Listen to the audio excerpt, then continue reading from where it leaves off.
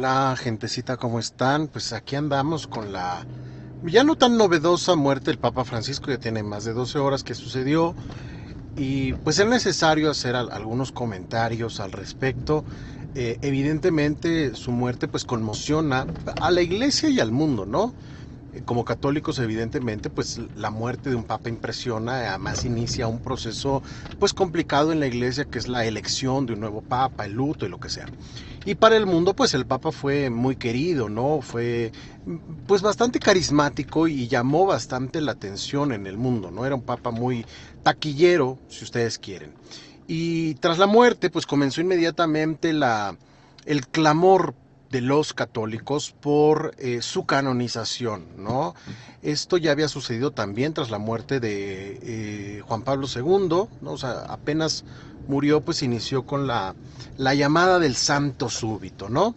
Y esto trajo un problema porque Juan Pablo II es canonizado sin un proceso real de investigación. Ya había desaparecido la figura del abogado del diablo, etcétera, y además sin escuchar a las víctimas, porque se sabe que Juan Pablo II conocía de los hechos cometidos no solo por Marcial Maciel, sino por otros sacerdotes pederastas en el mundo, y no solo los encubrió, evitó las investigaciones, sino que además los colocó en puestos de poder, ¿no? Esto se supo inmediatamente cuando Benedicto XVI se ve liberado de la intervención de Juan Pablo II para la suspensión de Marcial y castigo de Marcial Maciel, o castigo entre comillas, porque murió realmente impune a nivel de la justicia civil.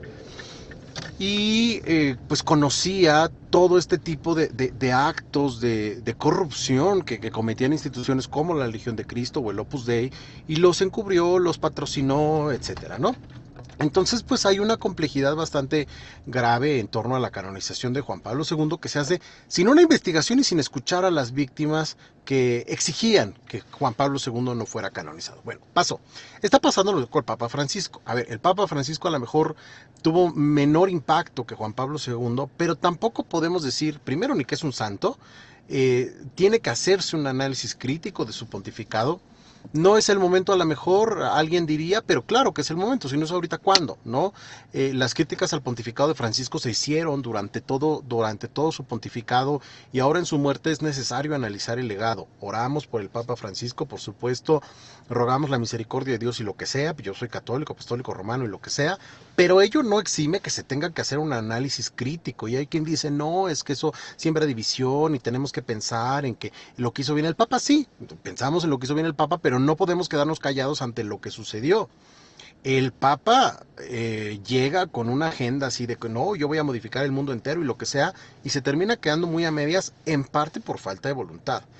Y los hechos ante el discurso terminan por pues desentrañar las verdaderas cuestiones, ¿no? O sea, cuando hablamos de este tipo de situaciones, pues nos damos cuenta de que los hechos son trascendentales. El Papa Francisco pues supuestamente había iniciado ciertos procesos para la atención de casos de abuso sexual que realmente ya se habían iniciado en el pontificado de Benedicto XVI. Muchas de las reglas datan del pontificado de Benedicto XVI, y las que él hizo, hay que decirlo, fueron más bien populistas porque tampoco es que se aplicaran. Pues dijo, yo voy a escuchar a todo el mundo, nunca dejó de escuchar, y al final pues como que nunca terminó por aplicar nada. Ahora, ¿en qué se centra, digamos, la gran emoción de la gente por el pontificado de Benedicto XVI, sobre todo fuera de la Iglesia Católica? Pues en dos temas: la supuesta aprobación de la homosexualidad o la no condena de la homosexualidad, y el tema de misericordia hacia personas divorciadas. Sin embargo, hay que decirlo, no hubo un cambio en la moral de la iglesia. La moral de la iglesia sigue siendo exactamente la misma que era antes del pontificado de Francisco. En materia de cuestiones pastorales, pudo haberse exhortado a la mejor a un comprendimiento mayor, pero eso no modificó la realidad de la gente. Específicamente el tema de los homosexuales, dicen, ay, es que el Papa dijo, pues es que si alguien es gay y busca a Dios, yo no soy quien para condenarlo. No, no eres quien para condenarlo, nunca fuiste y nunca lo serás, porque la misma iglesia, en el catecismo de la Iglesia Católica, ya establecía que la homosexualidad no era en sí mismo un pecado, sino las prácticas homosexuales. Eso no lo cambió Francisco. Dicen, es que permitió la bendición de las parejas homosexuales. No, no lo hizo. Lo que dijo fue, no se le puede negar la bendición a la gente, y no se le puede negar la bendición a la gente. O sea, no hay razones por las cuales un sacerdote diga, no te voy a bendecir, sean 2 o sean 15. No hay un cambio en la moral de la iglesia que acepte el matrimonio entre personas del mismo sexo.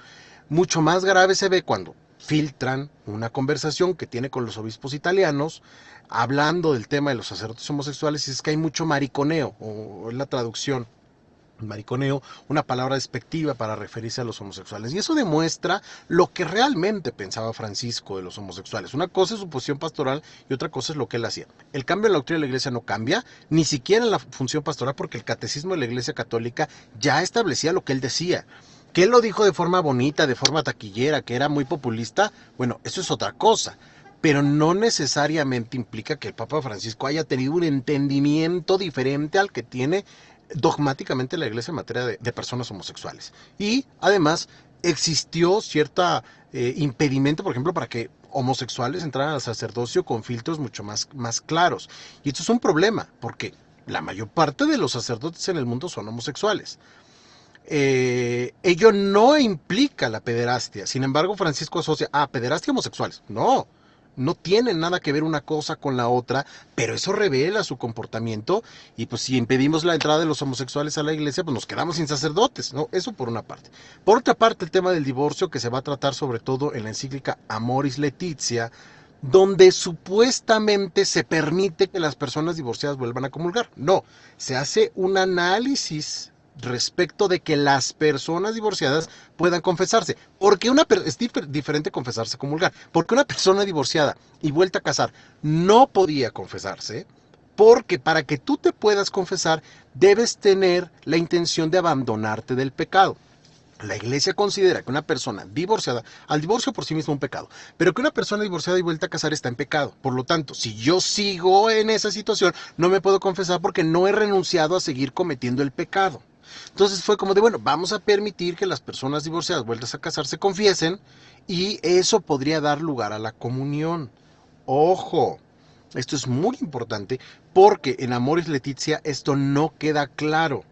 Y de hecho no se entiende qué es lo que quiere decir el Papa Francisco. Y además esto proviene de un sínodo, que es otro problema. ¿Y qué es lo que pasa? Unos cardenales ultraconservadores le dicen al Papa, a ver, ¿esto qué significa? Explícanos, porque suena un poco raro, en efecto, dentro de este revuelo. Y el Papa dijo, no, pues yo soy el Papa, yo no le contesto a nadie. No contestó. A la fecha no sabemos cuáles son las implicaciones reales de Amoris Laetitia. Pastoralmente, realmente no había o no era común que un sacerdote le negara la confesión a alguien, ¿sí? Entonces esto es muy importante porque son ciertas precisiones que se tienen que hacer, porque la gente dice, no, el Papa dijo que bienvenidos los homosexuales en la iglesia. No había una exclusión dogmática, más bien había una exclusión pastoral, que tampoco es que cambie, porque la mentalidad del Papa es muy similar a la de todo mundo. En todo caso, el catecismo de la Iglesia Católica, cuando se hizo con Juan Pablo II, fue mucho más progresista que lo que hizo el Papa. Lo mismo en materia de personas divorciadas y vueltas a casar. No hay un cambio sustancial en temas como el aborto, ni en ninguna otra cuestión de teología moral. Eso es muy importante. La moral de la Iglesia no cambia, sigue siendo exactamente la misma. En cuestiones pastorales a lo mejor se plantean de una manera diferente, pero tampoco es que fuera muy diferente. Ahora, donde además de eso, pues nos encontramos con un papa combativo al interior de la iglesia, que buscó eliminar a ciertos grupos pues que no le hacían daño a nadie, que nada más estaban ahí, que no iban con su cosmovisión, y entonces los reprimía, los excomulgaba, los censuraba. Era un papa sumamente agresivo al interior de la iglesia, ¿no? A lo mejor apareció en la cámara y ya estaba muy feliz, pero era un papa sumamente agresivo al interior de la iglesia, que a veces en muchos momentos provocó más desunión que unión, porque era como de, yo me peleo con todo el mundo, pero no soluciono nada, ni promuevo la unión al interior de la iglesia. Si yo quiero canonizar a alguien, tengo que analizar las acciones que tuvo al interior de la iglesia. Pues si si yo quiero congraciarme con el mundo, pues entonces no puedo ser santo. Eso por una parte. Pero por otra parte, tampoco es que su impacto social fuera fundamental. Cuando se iba a dar la crisis de los misiles, Juan XXIII se movió en el acto para tratar de contenerla, y el Papa nada más era, sí, condenamos la guerra en Ucrania y condenamos todas las guerras, qué feo, pero pues ni modo, ¿no? Hasta ahí quedó lo que pasó con Trump, ¿no? O sea, el Papa Francisco estuvo completamente en silencio ante lo que pasaba con Trump. Era muy de dar mensajes neutrales, de dar muy mensajes que no iban dirigidos a nada, decir, no, sí apoyamos la paz, condenamos la guerra y no sé qué tanto, pero no era que hiciera realmente una acción de este tipo, como hizo, por ejemplo, una obispa en Estados Unidos que de cara a Trump le dijo, ¿sabes qué? Tú estás demente, ¿no? Entonces, tampoco es que las acciones sociales del Papa fueran trascendentes, eran taquilleras, eran diferentes a lo mejor a un Benedicto XVI absolutamente institucional, o eran diferentes a lo mejor a un Juan Pablo II de un conservadurismo extremo. Y en ese sentido, o sea, la diferencia que hay entre papas como Juan Pablo II o como Benedicto XVI puede que hayan logrado pensar que había una transición, pero si analizamos el periodo previo en papas como Juan Pablo I, como Pablo VI, que casi aprueba la píldora del día siguiente, si hablamos de papas como Juan XXIII, que dijo, la iglesia necesita un cambio en la dogmática como se concibe por completo, incluida la teología moral, hay una diferencia. No es que el Papa no pudiera, es que el Papa no quiso. Por ahí dicen que a Juan Pablo I lo mataron dentro de la iglesia por los cambios que quería hacer. Pues él dijo, yo tengo la voluntad, y así me matan, ni modo. Francisco dijo, pues ahí vemos, ¿no? Creó comisiones para todo, creó sínodos para todo, mandó llamar a todo mundo, pero nunca hubo un cambio sustancial. Se hizo más escándalo con lo que iba a hacer que con lo que realmente hizo. ¿Esto está bien o está mal? Pues no, pasó y ya, superémoslo, ya terminó, ya se murió, viene otro papa, no sabemos qué va a pasar, porque además hay una pugna en la iglesia entre obispos, entre cardenales conservadores y liberales, así que no sabemos qué podría pasar, lo más seguro es que haya una vuelta al conservadurismo extremo en la iglesia. Pero sí es importante analizar de forma crítica porque el Papa Francisco fue un papa taquillero, eso ya, punto. Sus cambios sustanciales no fueron realmente relevantes, o sea, los cambios que se hicieron, por ejemplo, en materia de protocolos sobre abusos sexuales ya existían con Benedicto XVI, y durante el pontificado de Francisco lo que pasaba era que la Congregación para la Doctrina de la Fe decía, ay no, qué feo tu caso, lol, vámonos, no se puede hacer nada. O sea, la Congregación para la Doctrina de la Fe del Papa Francisco fue absolutamente inútil, o sea, inexistente prácticamente en los casos de abuso sexual. Entonces, realmente el Papa Francisco dijo más de lo que hizo. El discurso es importante, que abrió al diálogo, que tocó temas tabú, vemos, porque esto ya había pasado con otros pontificados. Que se nos olvide porque Juan Pablo II estuvo 200 años y luego llegó el Papa Benedicto que era más cerrado o más institucional, es otra cosa. Pero estos debates ya existían y hubo otros papas mucho más abiertos y con muchísimas más acciones. Tan solo Juan XXIII que hace un cambio completo en la doctrina de la iglesia, y luego Pablo VI con el misal romano y lo que ustedes quieran, que el Papa Francisco. ¿Lo hace un mal Papa? No, lo hace a mi criterio un Papa bastante intrascendente. Ahorita todo el mundo está vuelto loco y qué bonito y que abrió el diálogo, lo que sea, pero a lo mejor en 50 años su actuar no va a ser trascendente porque dogmática y pastoralmente tampoco es que aportara nada. Sí, a lo mejor por ahí dijo, bueno, pues vamos a dialogar con otras religiones, que es lo que hacen todos los papas. Dijo por ahí, pues vamos a entablar una cuestión a lo mejor de ecumenismo, lo que sea. Puede que sí haya tocado algunos temas, pero tampoco fue nada fuera del otro mundo. Era lo que tenía que hacer y medio mal hecho. Entonces, a mí la verdad me caía muy bien, ahí en mi canal de YouTube muchos videos defendiéndolo y lo que sea, pero sí llegó un momento en el que dije, bueno, sí, muy bonito, ¿dónde están los resultados? ¿Cuáles son los resultados de todo esto que estamos diciendo? ¿Qué está pasando? Aquí ya está algo rara la situación. Pues ni modo, ya pasó, ¿no? Rogamos evidentemente por su alma, por su descanso eterno, la misericordia de Dios, pero no podemos irnos sin hacer un análisis y un balance crítico de lo que fue su pontificado, sobre todo ante el furor social, ¿no? Porque fue, ay, se murió el Papa de los gays, el Papa de no sé qué. No, definitivamente no. Y es ahí donde hay que tener prudencia. ¿Esto implica una desunión de la iglesia, una desestabilización? No, pues implica hacer un análisis crítico como se tiene que hacer en todos los casos, más cuando termina un pontificado. ¿No es el momento de hacerlo? Yo creo que sí, porque si no, ¿cuándo? ¿No? O sea, ¿cuándo haces el balance del pontificado de un papa? Pues cuando se muere, ni modo. Es una de las ingratitudes del papado.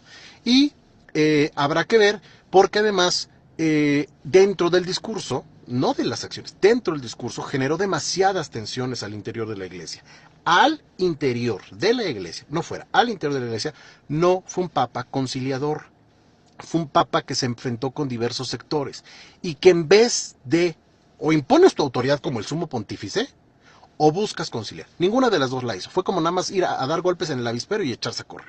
Entonces hay una división muy fuerte en la iglesia que a lo mejor no se ve, pero que va a traer muchos conflictos durante el cónclave y que con mucha probabilidad va a hacer que los cardenales se volquen a buscar un papa conservador que no haga todos los estragos mediáticos que hizo el Papa Francisco. Conviene más un papa discreto como Benedicto XVI, que hace mucho, que un papa escandaloso que no hace nada. Y pues ni modo, en eso estamos, rogamos por su eterno descanso, que Dios lo tenga en su gloria y nos vemos en otro video.